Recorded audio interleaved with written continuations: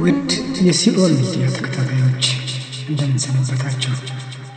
በዛሬው ዕለት በተከታታይ ልናስደምጣችሁ የወደድነውን አንድ ከወቅታዊ ሁኔታ ጋር ሊገናኝ የሚችል መጽሐፍ በትረካ መልኩ እናቀርብላችኋለን።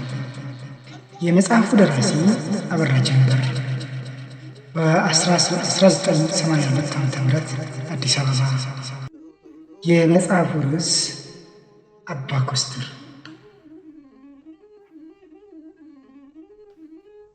አስጨናቂ በሩቅ ሲታይ በጉም የተሸፈነ የሚመስለው የአባይ በረሃ ውስጡ ሲገቡ በቁጥቋጦ የተሸፈነ በዱር አራዊት የተሞላ ነው። ከነፋሻ ሽውታ በቀር ሁሉም ነገር ጸጥ ረጭ ብሏል።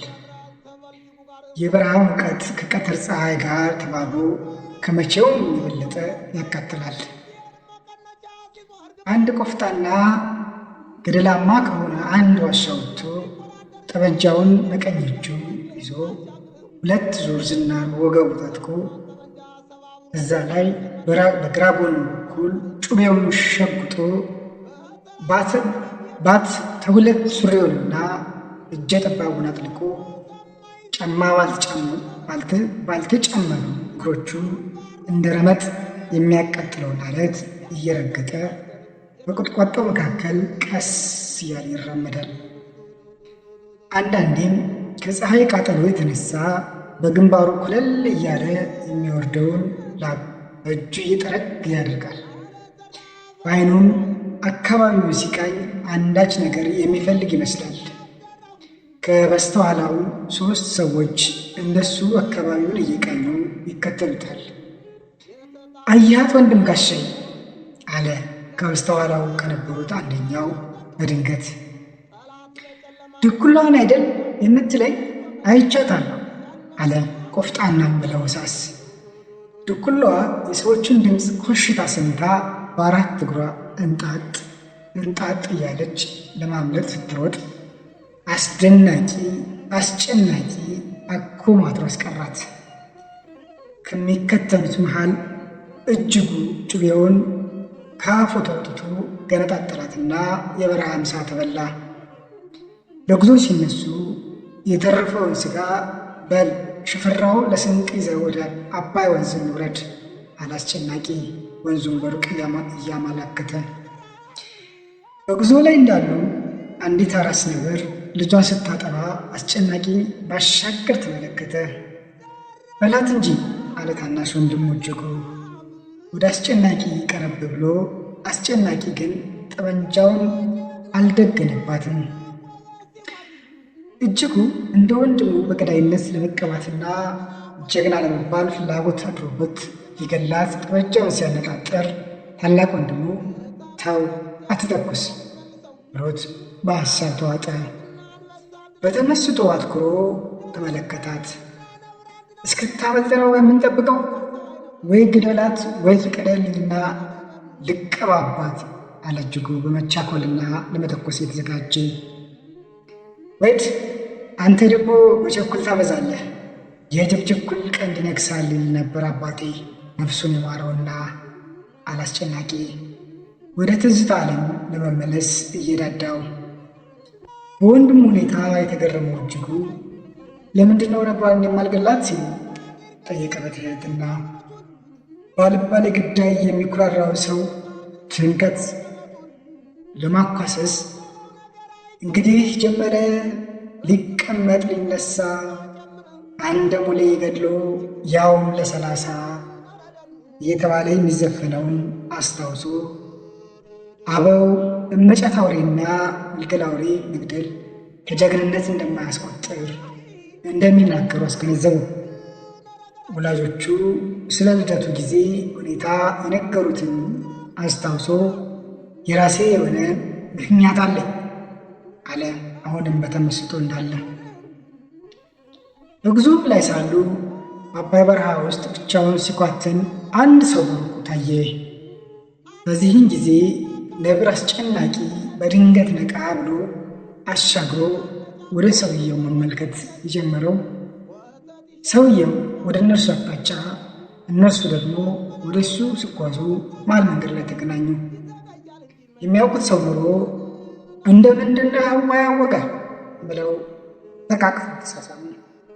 ስለ አመጣጡም ሲጠይቁት በቅርቡ ባላጋራውን ገድሎ በረሃ መግባቱን ገለጸላቸው። ከእነርሱም ጋር ለመቀላቀል በመቻሉ መደሰቱን አስታወቃቸው። ካወቀ ጋር የሚደረገው ጭውውት ጥቂት ጋብ እንዳለ ስለ አደም ለማወቅ ጉጉት ያደረበት ሽፈራው ወደ አጎቱ ጠጋ ብሎ እስቲ ስለ አንበሳ ግዳይ አስረዳኝ ብሎ ሲጠይቀው አስጨናቂ የነብሪቱን ጉዳይ በማስታወስ ወደ ቀድሞ ተመስጦ ከመቀጽበት ተመለሰ። ሁኔታው ለውጥ አለ። ይህን የተመለከተው አወቀ በአስጨናቂ ልደት ጊዜ ተፈጥሮ የነበረውን ጭንቀት አስታውሶ እርሱም ባንክሮ ባህር ፈጠመ። በያዝነው ምዕተ ዓመት መጀመሪያ ገደማ በወሎ ክፍለ ሀገር በቦረና አውራጃ በጫካታ ወረዳ በጆሮ ቀበሌ ጉጣ በተባለ ስፍር በባሻ ዘለቀ ላቀው ቤት ጭንቀት ተፈጥሮ ነበር። ስለዚህም ሴቱ ማርያምን ሲማጠን፣ ወንዱ ሲንቆራጠጥ አንድ ሰንበት አለፈ። ጭንቀቱ ከዕለት ወደ ዕለት እየተባባሰ ስለሄደ አምላክ ይታረቀን ከጉድ ያውጣን ባዩ ተበራከተ። የዚህ ሁሉ ጭንቀት ምክንያት በእመት ጣይቱ ሐሰኒ ላይ ምጥ መጽናት ነበር። እመት ጣይቱ ምጥ ጸንቶባቸው ሁሉም ሲጨነቁ ከየት እንደመጣች ሳይታወቅ አንዲት ነብር ከግቢ ገብታ ከወዲህ ወዲያ ስትንቆራጠጥ ጀመር። የነብሪቱን ሁኔታ በጭንቀት ተውጠው በሰነበቱት ሰዎች ላይ ብርቱ ስጋት አሳደረ።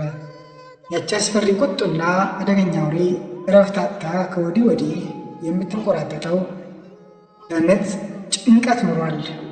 ከአንድ ሳምንት በኋላ ምህረት ወርዶ እመት ጣይቱ እቅፍ የማይሞላ ወንድ ልጅ ተገላገሉ።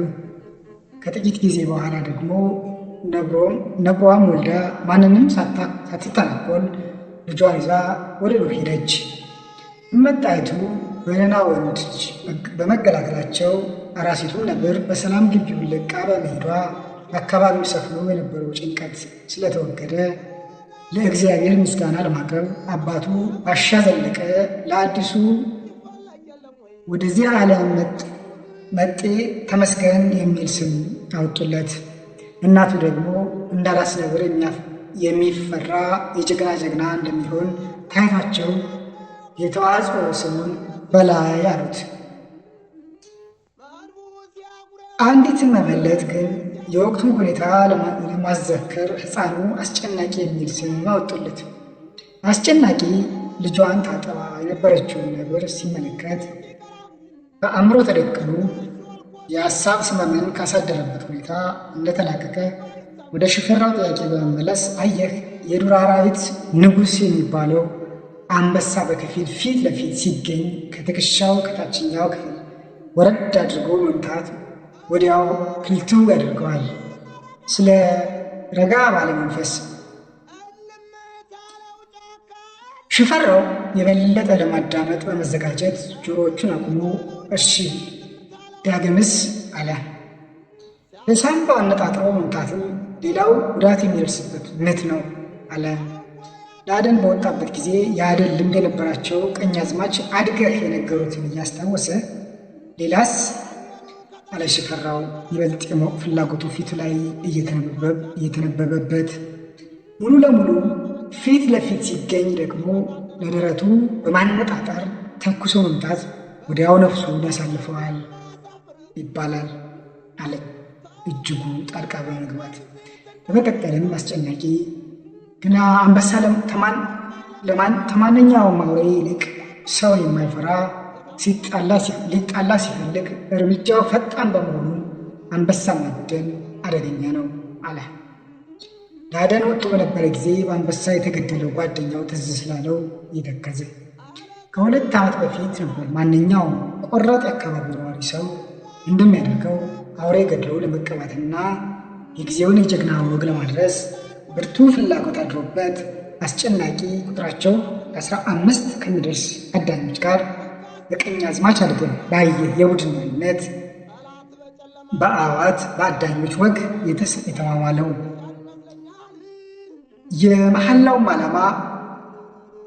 የመሐላውም ዓላማ አንዱ ሌላውን በበረሃ ውስጥ ጥሎት ላይመለስና በማንኛውም ረገድ ሊረዳዱ የመግደሉን ተራ ትልቅ ትንሽ ሳይል ዕጣው የወጣለት ሰው በለስ አጋጥሞት ባገኘው አውሬ ላይ የፍልሚያ ቅድሚያ ተሰጥቶት ካቆሰለ በኋላ ሁሉም ባሩታ አከታትለው በመተኮስ አጋድለውት ጉዳዩ ለፍጻሜው እንዲሆን ለማድረግ ነው። በአዳኝ ስርዓት ከተማማሉ በኋላ ነበር አዳኞች ስንቃቸውን ሰንቀው ማለትም ጭብጦና በሶ በስልቻ ድቁስና ጨው በቀንድ ይዘው መሳሪያቸውን ወልለው የዱር አውሬ ፍለጋ ወደ መተከል አውራጃ በላያ የወረዱት። ቀኛዝማች አድገህና የአደን ጓደኞቻቸው እና አስጨናቂ አውሬ የሚገኝበትን ስፍራ በሚያውቁ አሳዳኝ መሪነት በላይ ውስጥ ከስፍራ ወደ ስፍራ ሲንከራተቱ ቀናት አሳለፉ። ከብዙ መንከራተት በኋላ አስቀድሞ በወጣው ዕጣ መሰረት አቶ ታሪኩ አንዲት ቀጭኔ አግኝተው አነጣጥረው በመተኮስ በአንድ ጥይት ጣሏት። ከጥቂት ቀናት በኋላ ደግሞ በዕጣው መሰረት ቀኛዝማች አድገህ ሊነጋጋ ሲል በለስ ቀንቷቸው 3 አናብስት አገኙ። አንደኛው አንበሳ አስጊ ሁኔታ እንዳጋጠመው ሰምቶት በመገንገን ጠላቶቹን ለማዳባየት በማዘጋጀት ጭራውን ወደ ላይ ቆልምሞ ግራና ቀኝ እያወዛወዘ ከቃኘ በኋላ ወደ እነሱ ለመሄድ ሲያደባ አዳኞቹ ተመለከቱ። እንገድላለን ሲሉ ሞት እንዳይገጥማቸው በመስጋት ልባቸው በፍጥነት እየመታ ሰውነታቸው የተላላበ ይህንኑ አንበሳ በቅድሚያ ለመምታት ጠመንጃውን አመቻችተው እንዳነጣጠሩ 2 አንበሶች ወደ አንድ ስምጥ ስፍራ ተሰወሩ። የገነገነው አንበሳ ግን ወደ እነሱ በቁጣ በማምራት ላይ እንዳለ ቀኛዝማች አድገህ ተኩሰው አቆሰሉት።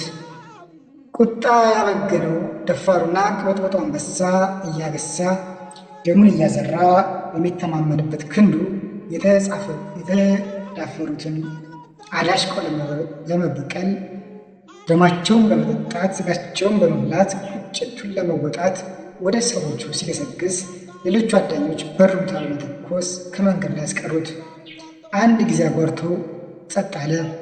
ያኔ የአዳኞቹ ስጋት ፊት ለፊት ሲገጥማቸው የመጣው ተናጠሉ አንበሳ አልነበረም። ለጊዜው ሰወር ያሉት የጥይቱን ሩምታ የጓደኞቹን በቁጣ ማግሳትና ከተመታም በኋላ በሲቃ ማባራት የሰሙት 2 አንበሶች አቅጣጫ ለውጠው በአሳሶች መንገድ እንዳይመጡባቸው እንጂ። ስለዚህ አዳኞቹ የወደቀውን አንበሳ ሄደው በማንሳት ፈንታ በ4ቱም ማዕዘን መሳሪያቸውን ደግነው ይጠባበቁ ጀመር። እንደጠበቁትም እንስሳቱ አንበሳ አምራ ወደ አዳኞቹ ገሰገሰች። አዳኞቹ በሩምታ ቢተኩሱባትም ጥይቱ ስሶውን ብልቷን አላገኘውም። ደሟን እያዘራች በበለጠ ፍጥነትና ቁጣ ፈንጠር ብሎ በማጥፋት ሲተኩስ የነበረውን አንዱን አዳኝ በክንዷ ደቁሳ ከመሬት ጋር ቀላቀለችው፣ ስጋውን ዘለዘለችው።